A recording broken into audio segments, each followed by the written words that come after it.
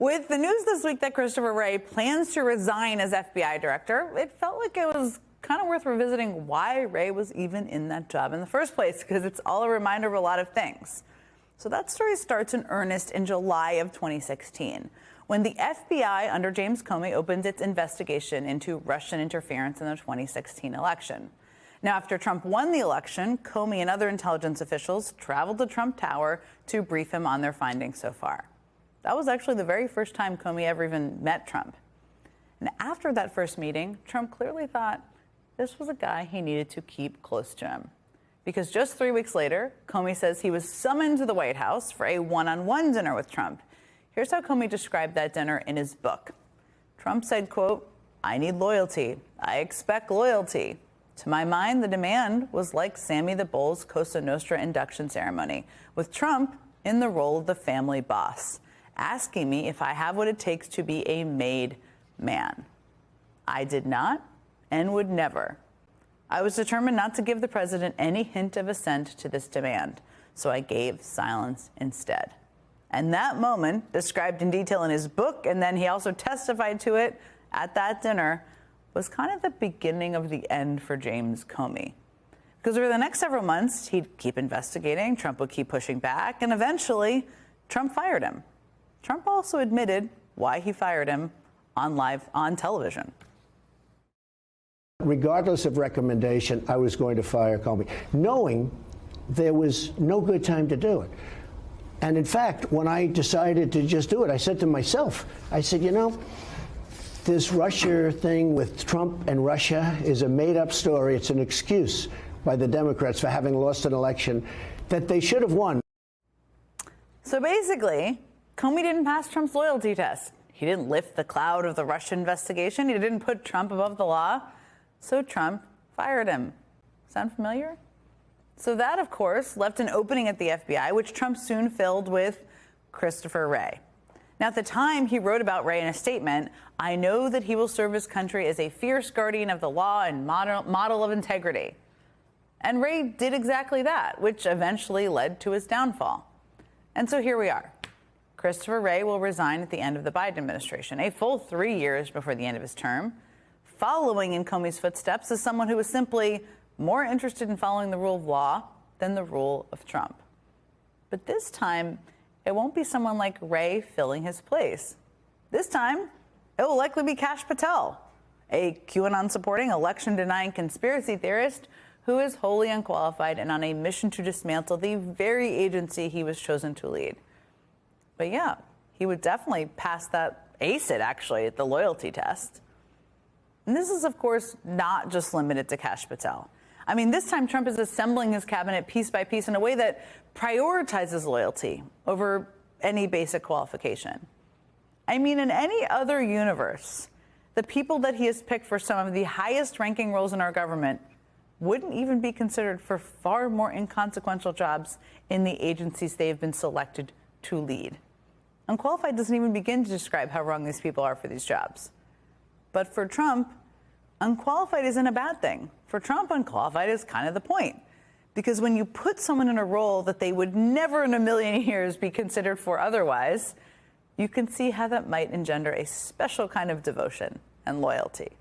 I mean, Kash Patel can either run the FBI for the next 10 years, or he can write yet another follow-up to his children's book series, The Plot Against the King, in which he is a wizard, and yes, Trump is the king.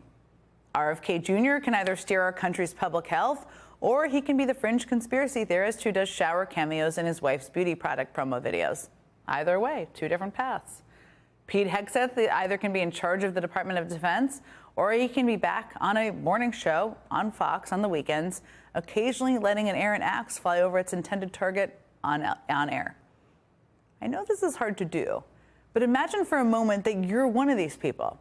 Imagine a president-elect plucking you from the right-wing fringe and putting you in a job you have absolutely no business doing. What wouldn't you do for that person if asked? See, once upon a time, Trump asked James Comey for his loyalty. He didn't get the answer he wanted. We know that. This time, though, he's making absolutely sure that never happens again. Joining me now is Democratic Senator Sheldon Whitehouse of Rhode Island. He sits on the Judiciary Committee, and he has thought about these questions a whole lot. So, Senator Whitehouse, let me just start here. I just kind of made my own case for the dangers of the loyalty Trump engenders. I know you've thought about this a lot. Do you disagree with any part? What did I miss in my overview there? Well, I would start with the question that Chris Wray must be asking, which is, where's the gratitude? He provided complete cover for a fake investigation by the FBI of Brett Kavanaugh's sexual escapades, and now all he gets is ushered out the door. One thing to be looking for, I think, in the future is trying to figure out what carrots and sticks might have been offered to Chris Wray to get him to violate the term of office that he accepted when he signed up, which has a real purpose of its own. It is intended to separate the tenure of an FBI director from the political cycle of presidential elections. And he has deliberately dumped it right back into that cycle. So I think there's probably a fair amount going on behind the scenes here that we need to keep digging away at. Senator, I mean, he has a 10-year term. There's 3 years left. I know you've expressed dismay, and you just did again, about him stepping back from that. What kind of carrots do you think there could be, or what questions are you looking for more information on in that regard? I mean, it's hard to tell, but if you take a look at what has happened to my colleague, a very good person, Joni Ernst, when she stood up and suggested that she might oppose Trump's Secretary of Defense nominee, she has been subject to what I call the flying monkeys, the far-right internet attack machine coming after her. She's been subject to threats to fund a primary against her. She's really been battered as much as they possibly can to try to get her back in line. So the notion that they don't use sticks to try to clear people out of the way for nominees that they want, we're through that. And then, we'll see where Chris Wray lands, how big his clients are, how much his pay package is, all that kind of stuff. There could be some pretty significant carrots there to have encouraged him to abandon his term for Trump. It sounds like you're saying that Christopher Wray, right, there might be incentives for him, in your view, on the other side of this, hence him stepping back as he did, not waiting for Trump to get him fired, which is quite a significant thing to be watching, and significant thing for someone like yourself to say. Let me ask you about the other piece of that you touched on, which is what happened to Senator Joni Ernst, and what has surprised me a bit, and it may not surprise you, but that's what I'm interested in knowing more, is it's been quite quiet publicly around Kash Patel and his nomination. I thought that this was a nomination that there would be more opposition, including, especially from Republicans, about, given his conspiracy-laden history. Is that accurate? Is there anything happening behind the scenes in terms of opposition, or is your suspicion that he's going to get confirmed to a 10-year term? Well, we saw with respect to Matt Gaetz, who is perhaps the most spectacularly unqualified of all of these unqualified nominees, nominated to lead the agency that does criminal investigations, with his only experience of criminal investigations being the subject of them. And what we've discovered is that a lot of the pushback that convinced him to withdraw, or the Trumpsters to ask him to withdraw, came quietly. And I think that's because people don't want to put their heads above the parapet the way Joni Ernst did and get the kind of treatment that she has been getting. So there's every reason to believe that there is actually a lot of quiet concern about Kash Patel. The two obvious things are, you really don't want an FBI director who wants to use that position to try to direct, intimidate, and control the American media. And you really don't want one who comes in with an enemies list of his own that he wants to pursue without justification. We don't have to guess this about Kash Patel. He has said both of those things. We know what his enemies list looks like and who is on it. So there got to be a lot of Republicans who are looking at this and saying, geez, do I really want to own this guy for the next 4 years by voting for him? And it sounds like, I wonder if you think that the hearings might be a moment where we might see more either a building of quiet opposition or even public opposition at some point to Kash Patel at that point in January.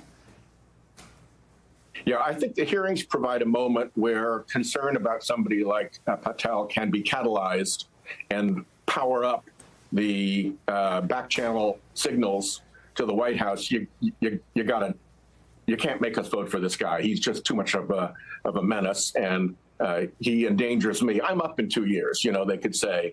And if everything that he does in 2 years is a prospective ad against me because I voted for him knowing all this stuff.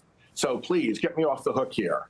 And I think the way Patel handles the hearing will help signal which way the Republican quiet campaign leads. Yeah, the quiet campaign has been very interesting to me from the beginning, but maybe we'll have to wait maybe for more in January. I wanted to ask you about something one of your other colleagues, Senator Mitt Romney, said this morning on CNN. He was asked if he was concerned about Trump's threats of retribution. Here's part of his exchange. Are you worried at all about being a target for retribution, you or members of your family? No, actually, I've been pretty clean throughout my life. I'm not particularly worried about criminal investigations. And I don't know how much, by the way, of what the president says is hyperbole, because there was a lot of this person ought to be jailed and that person ought to be jailed that was said during the last two campaigns. But I think President Trump is likely to try and focus on the future. Senator Romney has also spoken out when he's had concerns, more than many Republican senators have. But I just want to know what you thought about this notion that what Trump is saying is hyperbole. Because there's this question I think a lot of people watching have. Is this real? Should we prepare for it to be real? Is it bluster? How are you thinking about it? Well, I do think that there's an element of hyperbole and bluster. Trump is known for both of those things. But that doesn't mean that he won't act on his hyperbole and bluster. And, Mitt Romney is a wealthy, powerful, experienced, talented public figure with enormous resources to fight back. I think the real danger is more to people who don't have all of those resources, like, for instance, those two poll workers who were so picked on by Rudy Giuliani that they've now turned him broke by getting a massive judgment against him. There's a point where just the threat of having them come after you can completely upend a person's life. And I think that's where the danger is. The danger is less for the Mitt Romneys of the world and more for people who don't have those kind of resources to push back when the attack comes. This is such an important point. We're talking about tens of thousands, if not more, dollars in legal fees that people would need.